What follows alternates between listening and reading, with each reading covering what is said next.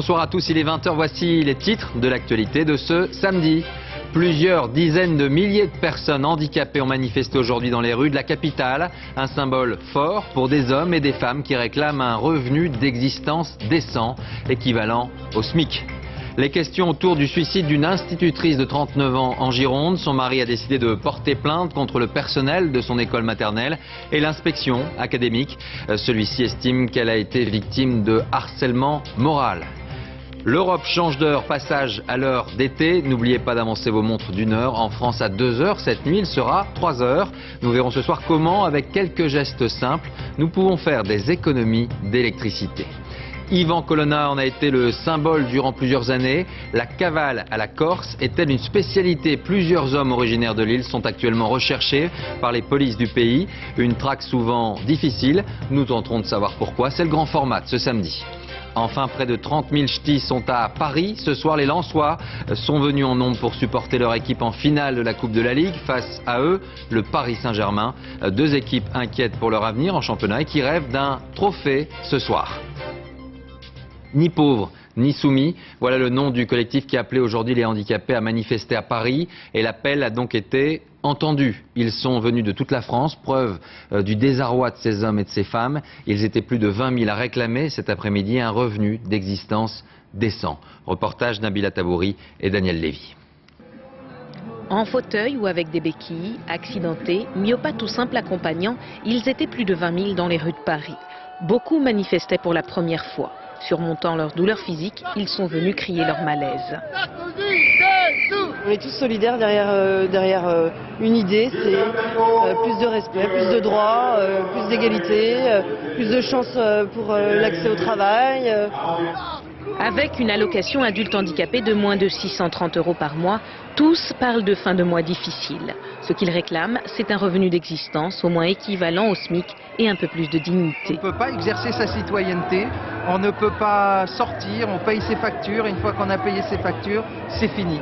Plus de dignité, être comme tout le monde, quoi, disons, ne pas être amendié dans la rue. Après cette manifestation inédite, les associations de handicapés ont rendez-vous mardi prochain avec Xavier Bertrand. Voyons maintenant pourquoi concrètement ces hommes et ces femmes réclamaient aujourd'hui une revalorisation de leur pension. Eux aussi souffrent au quotidien de la hausse des prix. Exemple avec Ghislain, il a 57 ans et il a pris, vous allez le voir, pour habitude de calculer chaque dépense au centime près. Reportage Florence Bouquilla et Damien Louvet. La séance de kiné, indispensable pour Ghislain, qui souffre d'une sclérose en plaques très avancée. Depuis plusieurs années, cet homme de 57 ans est totalement handicapé.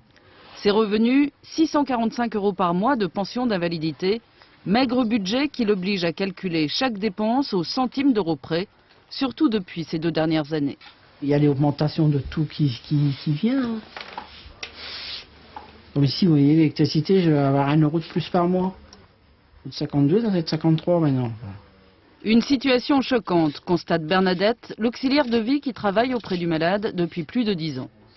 C'est même pas normal. Parce qu'il y a toutes les factures à payer. Puis en ayant des appareils électriques, ça coûte très cher. Il faut les brancher tous les 2 jours, même tous les jours quelquefois.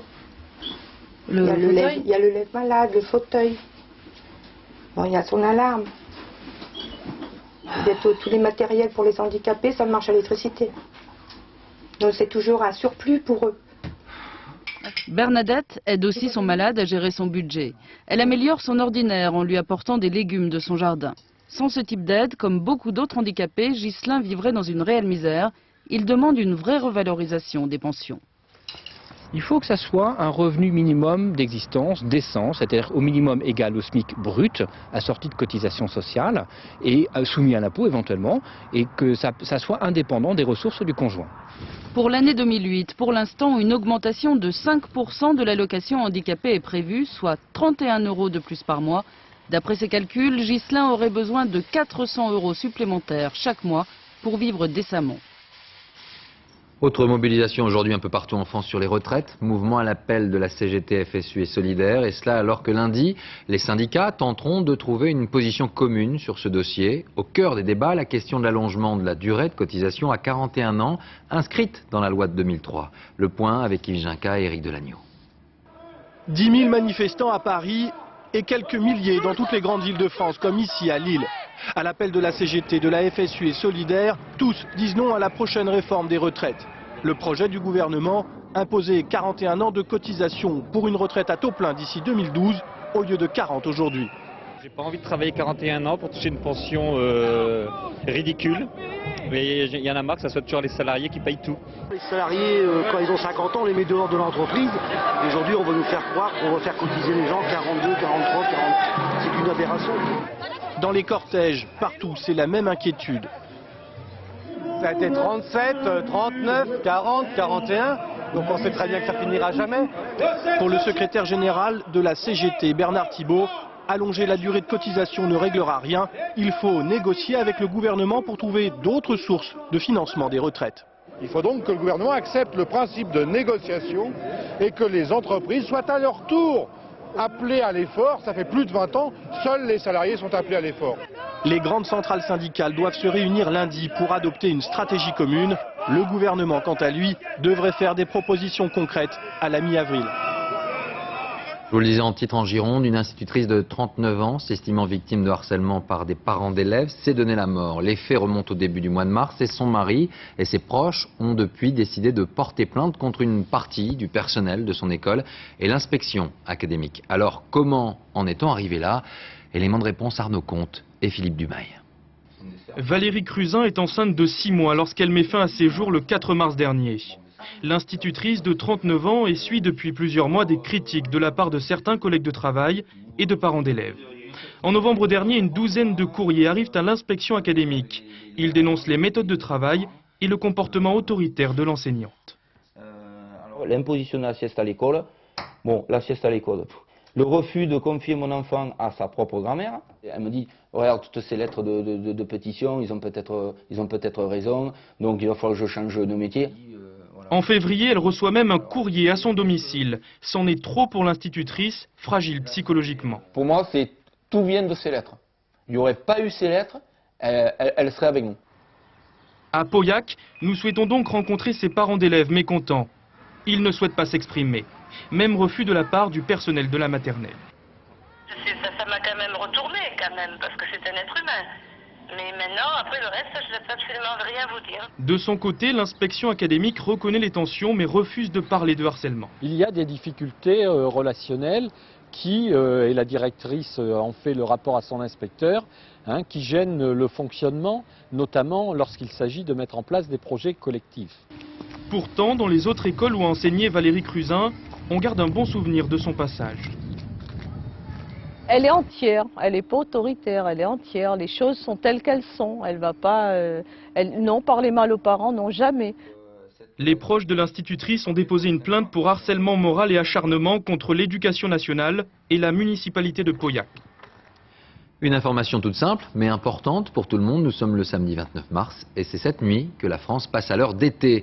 À 2 h du matin, il sera donc 3 h et non l'inverse. Allez, je répète, il faudra donc avancer d'1 heure vos montres et vos réveils avant de vous coucher. Une mesure qu'appliquent 27 États membres de l'Union européenne. L'objectif encore et toujours faire des économies d'énergie, des économies que l'on peut réaliser tous les jours en éteignant tout simplement les appareils qui sont en veille chez nous. Et vous le savez, si vous regardez bien, il y en a beaucoup. C'est la question conso du jour. Luc Bazizin et Régis Maté. Cette propriétaire quitte son appartement, mais en son absence, ses appareils électroniques continuent de consommer de l'énergie pour rien. Même le four donne l'heure à une pièce vide. La machine à café, elle, reste en veille, mais pour personne. Tous ces objets du quotidien, que nous laissons la plupart du temps branchés inutilement, sont très gourmands en électricité. Si nous les éteignions tous en France, ce serait l'équivalent d'un gros réacteur nucléaire qui deviendrait inutile. Et pourtant, un petit geste peut suffire. Par exemple, cette télé consomme autant d'énergie en veille pendant une nuit que si l'on regardait l'équivalent de 2 films pendant plus de 3 heures. Ils consomment 90% de leur énergie quand ils sont en mode veille, justement, 10% seulement quand on les utilise. Donc un geste simple pour éviter de gaspiller toute cette énergie, c'est éteindre l'interrupteur de la multiprise. Autre bonne idée, remplacer les ampoules à incandescence par des lampes dites basse tension. Elles éclairent aussi bien et consomment beaucoup moins d'énergie. Le projet est de les rendre obligatoires dès 2010 en Europe, ce qui permettrait de se dispenser de 25 centrales électriques ou de se passer d'au moins un gros réacteur nucléaire en France. Aujourd'hui, on se rend compte que ces ampoules à basse consommation consomment 5 fois moins d'énergie que les ampoules à incandescence. Et elles durent 8 à 10 fois plus longtemps. Donc c'est 8 € d'économiser chaque année par ampoule. Économique et écologique, des solutions simples existent déjà, il suffit juste de se donner la peine d'y penser. Dans l'actualité à l'étranger, en Irak, plusieurs villes du pays sont le théâtre d'affrontements violents depuis maintenant plusieurs jours entre les milices chiites et les forces irakiennes et américaines. Des affrontements qui auraient fait plus de 200 morts. Le leader radical Moqtada Sadr a appelé une nouvelle fois aujourd'hui ses militants à ne pas déposer les armes. Le débat sur le renforcement de la présence française en Afghanistan aura lieu mardi devant l'Assemblée nationale et le Sénat. Un débat sans vote qui avait été réclamé par les parlementaires après l'annonce du président de la République lors de son déplacement à Londres. Des soldats français qui sont déjà actuellement 1600 sur le sol afghan. Ils encadrent parfois l'armée du pays. C'est le cas au nord de Kaboul. Voyons ce soir comment la population perçoit cette présence avec sur place Gérard Grisbeck et Patrick Desmully. Dès que l'on quitte Kaboul, on ne voit que des convois militaires. Ici, nous croisons des soldats américains. Que pensent ces villageois de la guerre? Sont-ils proches des talibans? Cette question sans réponse revient sans cesse. Dans le village, au bout de cette vallée d'Al-Assaï, le trouble est encore plus grand. Où se cachent les talibans? Chaque regard, chaque sourire alimente le soupçon. Peut-on se fier à ces discours de bienvenue? Heureusement, les talibans sont partis. Nos soldats ont rétabli l'ordre. Et si les talibans reviennent, nous les tuerons. Propos de circonstance. Les talibans sont toujours là. Ils ont même des antennes dans la police et l'armée afghane, histoire de faciliter quelques embuscades. Aux côtés des soldats français, Yanaga commande un détachement de l'armée afghane. Le terrain, il le connaît bien pour avoir toujours combattu les talibans. Encore aujourd'hui, il garde des contacts avec l'ennemi car il espère un jour pouvoir négocier. Nous devons tout faire pour obtenir la paix. Cela veut dire parler avec les talibans, négocier avec eux. L'armée afghane est encadrée par des militaires français. Un soldat a repéré des mouvements suspects. Le commandant décide alors de se rapprocher de cette maison. Finalement, tout semble en ordre. Les ennemis font en sorte de ne pas être vus, ils nous tirent de loin et on a beaucoup de mal à les voir. Vous avez déjà vu des talibans, vous, depuis que vous... Moi, j'ai jamais vu de talibans dans ma lunette. Pourtant, j'ai bien entendu les balles siffler et taper pas loin, mais j'ai jamais vu de talibans dans ma lunette.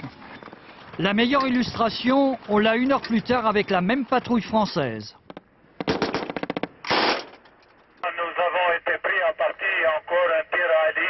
En direction du premier VVL. Les soldats ripostent.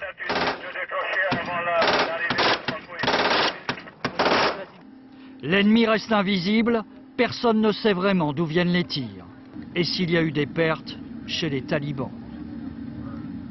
Après 6 ans de guerre, on a du mal à voir l'issue du conflit. La solution n'est sans doute pas seulement militaire, elle est aussi politique. Il faudra bien un jour se décider à négocier officiellement avec les talibans. On votait ce samedi au Zimbabwe. Là-bas, un homme est au pouvoir depuis 28 ans. Il s'appelle Robert Mugabe. Il est âgé de 84 ans. Il entend bien garder son poste. Son pays est pourtant en proie à une situation économique difficile. L'opposition rêve de victoire malgré les soupçons de fraude qui pèsent sur le scrutin. Les résultats sont attendus demain. L'une de nos équipes était en Inde. Aujourd'hui, elle a pu suivre le Dalai Lama à New Delhi, le leader spirituel qui a souhaité réaffirmer sa ligne de non-violence. Il a d'ailleurs multiplié les symboles tout au long de la journée. Des gestes et des mots suivis par Arnaud Miguet et Fabrice Launay. Une prière pour la paix au Tibet. Le lieu choisi par le Dalai Lama pour se recueillir ce matin est hautement symbolique. C'est là que fut incinéré le Mahatma Gandhi. Hommage de la communauté tibétaine et de son chef spirituel à cet autre apôtre de la non-violence. Un rassemblement sous haute surveillance, en présence des responsables des différentes communautés religieuses, autour du prix Nobel de la paix, chrétiens, sikhs, hindous et musulmans. Si les Tibétains sont soutenus aujourd'hui, c'est grâce à la non-violence. La non-violence est le message principal. Rien de bon ne peut venir de la colère. Un peu plus tard dans la matinée, devant les journalistes du monde entier, le Dalai Lama, 73 ans, accusé par Pékin d'être l'instigateur des violences, réitérait son message de dialogue et d'apaisement avec la Chine pour résoudre la crise tibétaine. Ni indépendance, ni échec des Jeux Olympiques. La communauté internationale s'intéresse enfin à nous, mais il faut aboutir à des résultats concrets. Il ne faut pas relâcher la pression et nous oublier. C'est une bonne idée d'utiliser les JO pour faire pression sur la Chine? Ça, je le dis et je le répète, c'est à chacun de prendre sa décision. Ce soir, le Dalai Lama devrait retrouver les siens dans son fief de Dharamsala, au nord de l'Inde, avant d'entamer dans 10 jours une tournée aux États-Unis et en Europe. On revient en France et c'est une tradition qui avait été remise en lumière par la fuite d'Ivan Colonna, la cavale à la Corse, où comment s'éclipser et s'échapper, à échapper à la police et à la justice durant des mois, voire des années. Il y a 15 jours, l'une des figures du milieu bastier ne se présentait pas devant la cour d'assises d'Aix-en-Provence le jour de son verdict. Depuis, plus de nouvelles. Un exemple parmi d'autres, c'est le grand format de ce soir, Arnaud Boutet, Yann Moine. Il comparaissait libre. La veille du jugement, il s'est fait la belle. Francis Mariani a donc été condamné par défaut pour association de malfaiteurs. La cavale, c'est une tradition. Mais pour Mariani ou Antoine Nivadjoni, autre figure recherchée, le maquis d'aujourd'hui n'est pas toujours vert. Leur planque se trouve souvent dans les centres-villes. Le plus célèbre, Ivan Colonna, s'était caché dans des bergeries et chez des particuliers. L'impénétrable maquis. À Boccognano, il abrita le plus célèbre des bandits corses. Antoine Bonelli, dit Bella Coach, reclus à plus de 4 heures de marche. Recherché pour meurtre, il vécut ici 40 ans avec son frère. Tout le village connaissait leur maison, sauf les gendarmes. La famille même se taisait parce qu'ils avaient peur, en parlant, de dévoiler l'endroit où ils se trouvaient. Lorsqu'on leur posait la question où sont, on ne sait pas. Et pourtant ils le savaient, parce que souvent c'était même eux qui venaient les ravitailler. Après 40 ans de cavale, le bandit d'honneur rend les armes en 1892. Les rois du maquis deviennent vite une tradition exotique. Voici Monsieur Gray, reporter du Pâté Journal. Spada. Heureux de faire votre connaissance. Moi, le bandit Spada, bandit d'honneur et de vengeance. En 1975, l'affaire de la cave d'Aléria lance le nationalisme corse. Un an plus tard, Max Simeoni, l'un des pères du mouvement, fait sauter une autre cave. Il prend le maquis pendant 12 mois avec une règle d'or. Ma technique à moi, c'était de ne jamais mettre les gens de ma proximité à mon contact, ni ma famille, ni personne, ni mes amis, ni les militants qui étaient en vue. Combien de personnes vous ont aidé pendant 12 mois? Je ne peux pas les compter. Je sais pas moi. Si vous prenez les familles en bloc, vous pouvez dire entre 50 et 100. Le réseau, Paul Santoni, n'en bénéficiait peut-être pas. Après 15 ans de cavale, son corps a été retrouvé devant chez lui, déposé une nuit par un inconnu. Condamné pour meurtre, Santoni est-il resté près de son village? À Palneka, les rares bavards n'y croient pas. Jamais personne n'a vu quelqu'un qui avait l'air de se cacher, quoi que ce soit, jamais. Et il y en a des gens qui traversent ici. Si tu vois quelqu'un en cavale, tu vas le dire. Non, mais attends, si c'est des gens de pas... Hein. Il a tué 2 hommes quand même. Ça peut, écoutez, moi je pense que ça peut arriver à tout le monde. Hein. Ça peut arriver à tout le monde. Bien sûr, il ne faut pas porter d'armes, voilà. Chaque année, 3 ou 4 fugitifs se rendent à la police, fatigués par la cavale. Nous vous parlions hier du projet émis par la ministre de la Santé, Roselyne Bachelot, d'interdire la vente d'alcool chez les commerçants pour tous les mineurs.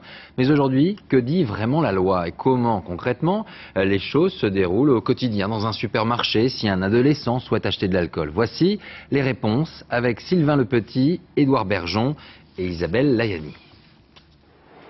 Cette scène a été tournée dans un supermarché d'une ville moyenne. On est en pleine journée. Toujours le même rayon? Comme plusieurs fois par semaine, cet adolescent vient pour acheter de la bière premier prix. Ouais, 5 € l'ancien. 24 canettes pour 5 €. À la caisse, la loi va être respectée. Vous avez une carte d'identité, s'il vous plaît? On te demande toujours tes papiers? Ça dépend des magasins.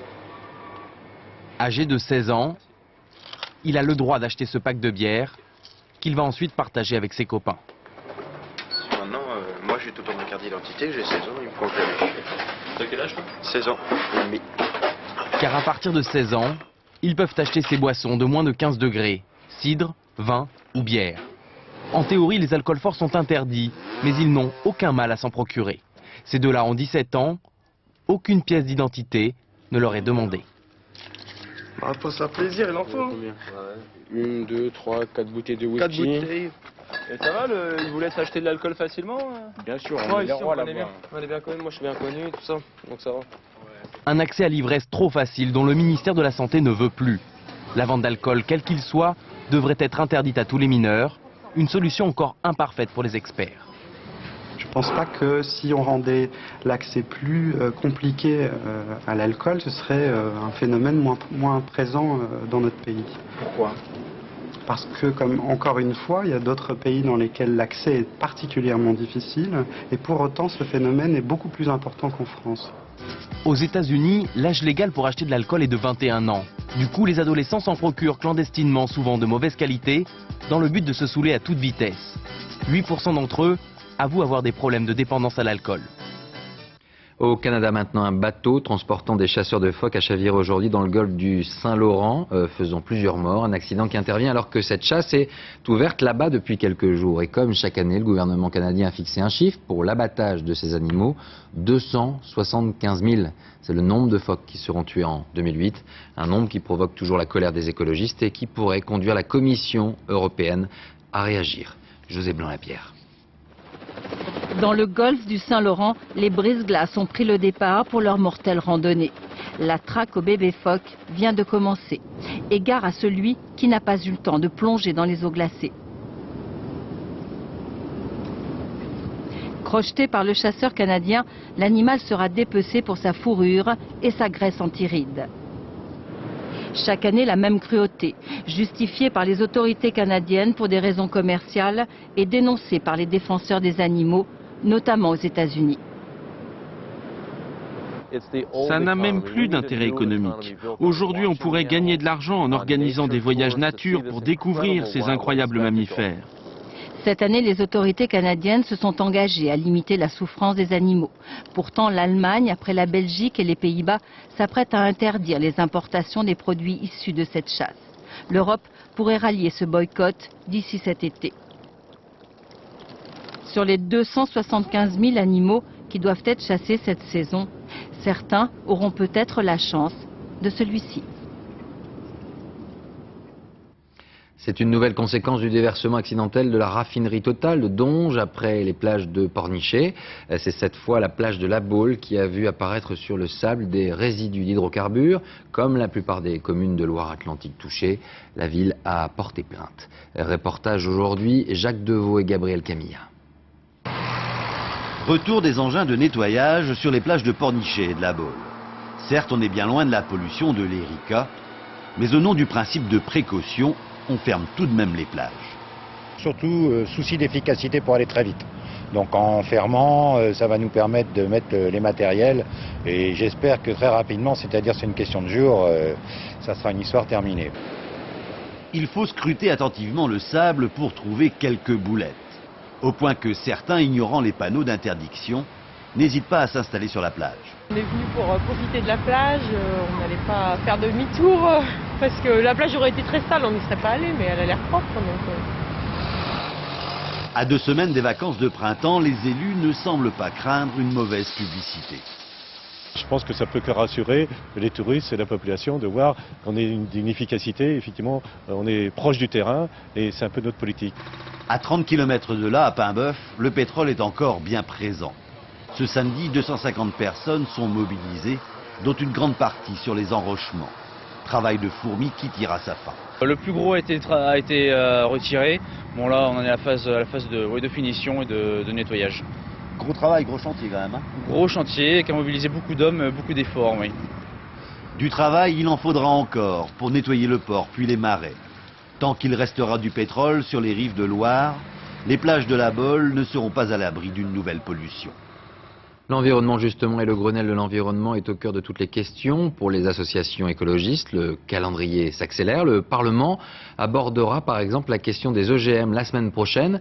Une dernière ligne droite qui inquiète. Que restera-t-il de toutes les mesures annoncées? Jean-Louis Borloo, lui, se veut rassurant. Il avait fait le déplacement à Strasbourg pour le congrès de France Nature Environnement. Nicolas Châteauneuf et Madi Diawara. Monsieur le ministre, pas d'OGM en France, s'il vous plaît. Des écologistes inquiets qui interpellent le ministre. Si Jean-Louis Borloo est à Strasbourg chez la plus grande fédération française de militants, c'est justement pour les rassurer. 5 mois après le Grenelle, certaines voix redoutent l'enlisement et des grandes figures tirent la sonnette d'alarme.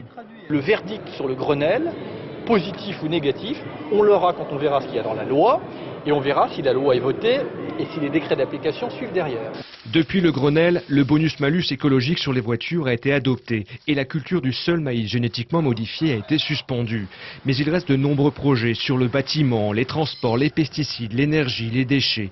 Tous doivent passer par le Parlement, une phase à haut risque qui inquiète les écologistes. Là aujourd'hui, on est à l'heure de vérité. Si le projet de loi sur le Grenelle de l'environnement est un échec, le Grenelle de l'environnement sera un échec. Nous n'avons pas le droit à l'erreur, il faut que cette loi soit ambitieuse, traduise le Grenelle dans les faits, et il faut effectivement que le Parlement ait envie de faire bouger les choses plutôt que d'être dans la résistance.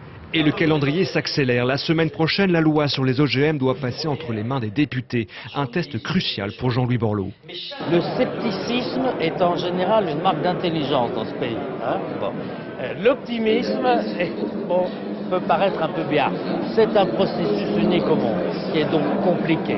Mais c'est des textes de loi, c'est des accords professionnels, c'est de la fiscalité, c'est des changements d'habitude, c'est des compromis.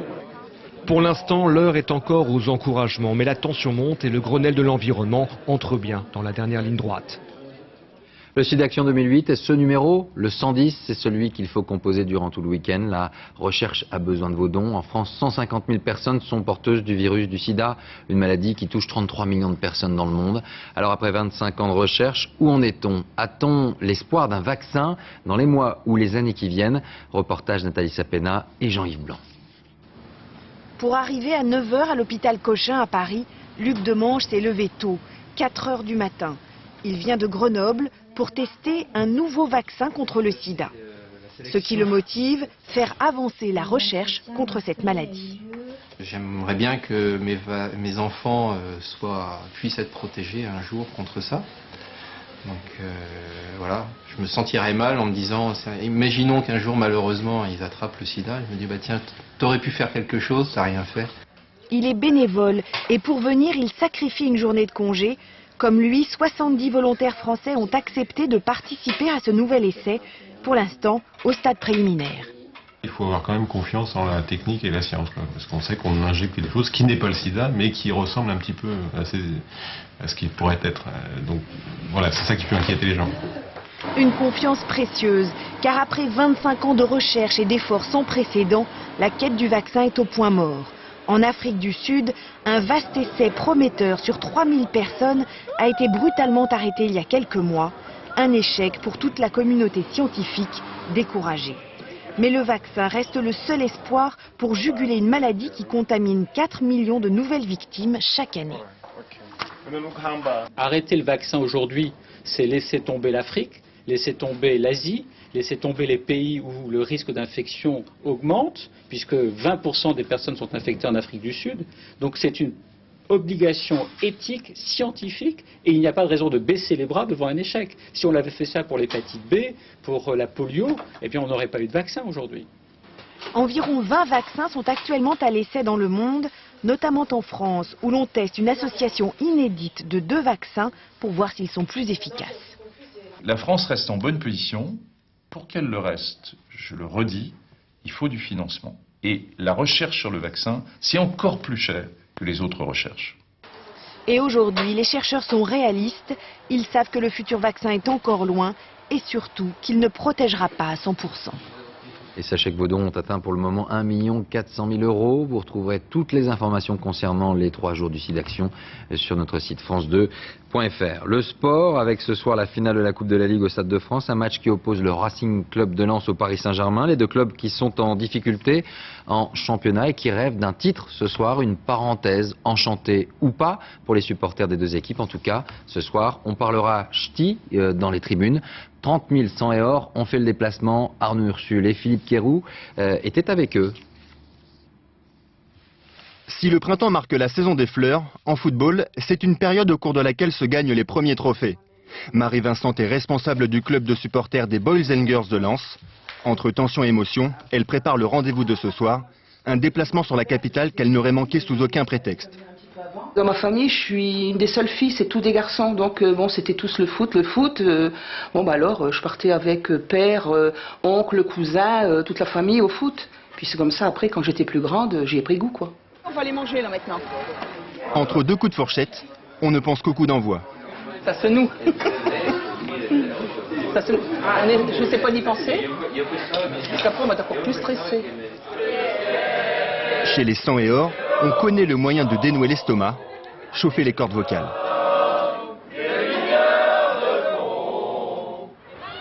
Après la pause frite, direction Paris. Il est bon.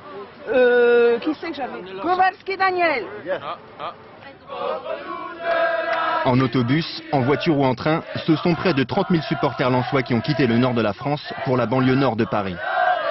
Au Stade de France, les Boys and Girls sont venus voir gagner le RC Lens. 2-1 pour Lens, sans prolongation. Match franc, ferme. On veut pas de prolongation, on veut pas de tir au but. 3-2, 1-4-3, beaucoup de buts parce que dernièrement les deux équipes en prennent pas mal. Pardon. À 18h10, après 3 heures de route, Marie et les Boys and Girls prennent place dans le stade. Le plus dur commence. C'est l'un des chiffres du jour, 764 200 €. C'est le montant d'une gouache originale de Tintin en Amérique qui a été adjugée lors d'une vente cet après-midi à Paris, pulvérisant ainsi le record mondial pour un original de bande dessinée. Marilène Bonneau, Stéphane Guillemot. 650 000 ici, c'est bien vu, j'adjuge. 650 000 € et même 764 000 avec les frais du jamais vu pour un original de BD. Encre de Chine et gouache, 32 cm sur 32. Une planche réalisée par Hergé en 1932 pour la couverture de Tintin en Amérique. L'acheteur était au téléphone. On sait juste qu'il s'agit d'un particulier européen. Une vente exceptionnelle cet après-midi de 650 œuvres qui a rapporté la somme astronomique de 3 millions d'euros. C'est vrai qu'il y a une dizaine d'années, lorsqu'on disait que nous organisions des ventes de BD, on voyait pointer ça et là quelques sourires parfois un peu ironiques. Mais aujourd'hui, la BD, c'est du sérieux sur le marché de l'art. Un Hugo Pratt vendu 250 000 €, un Bilal 145 000. Les acheteurs sont de plus en plus nombreux. Les belles pièces sont plutôt rares. Les auteurs sont souvent réticents à se séparer de leurs originaux. Il faut désormais compter avec ce qui devient une valeur refuge, au même titre que les toiles de maître. De la musique maintenant avec le nouvel album de Fabien Marceau, plus connu sous le nom de Grand Corps Malade. Cela fait maintenant 2 ans que le public a découvert son slam. Il a vendu 600 000 albums de son premier opus. Une voix, des mots et une rencontre avec Olivier Lenuzza et Frédéric Bazille.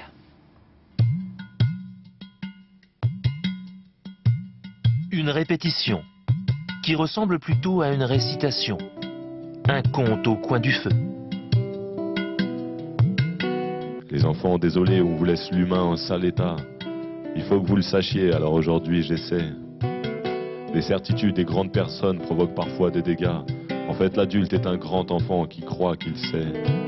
Pendant que des peuples entiers manquent d'eau, comme nos yeux manquent de larmes. Il promène ses mots et ses souvenirs rue des Dames à Paris. C'est ici que Fabien est devenu Grand Corps Malade, c'était il y a 5 ans. Les hommes ont pollué l'air et même pourri la pluie. Quand il n'y aura plus d'eau nulle part, faudra garder le sourire. Tout a commencé dans un café, le Teranga, son Olympia à lui. J'ai assisté à ma première soirée slam d'abord ici, et puis c'est là que s'est produit un peu le déclic. Et après cette première fois ici, je me suis mis à beaucoup écrire. À chacun son territoire, à chacun sa France. Si je rends hommage à ces lieux, à chaque expiration, c'est que c'est ici que j'ai puisé toute mon inspiration.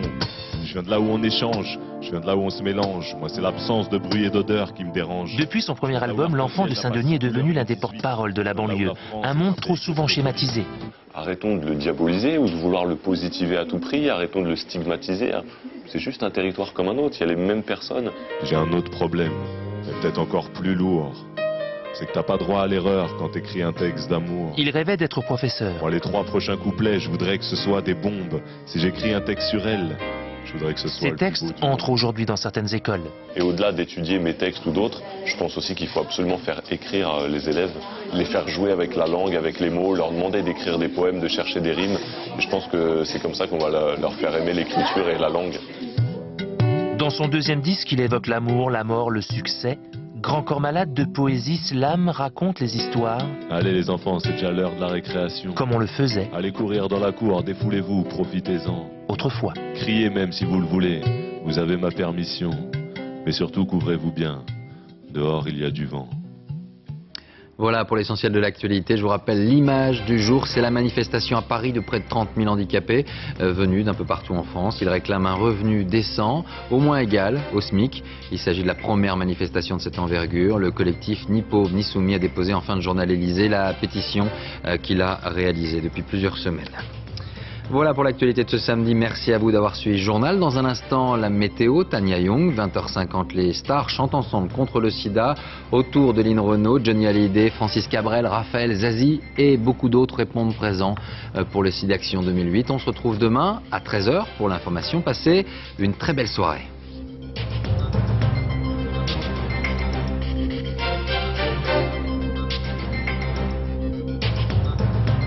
L'info en continu, c'est aussi sur France2.fr.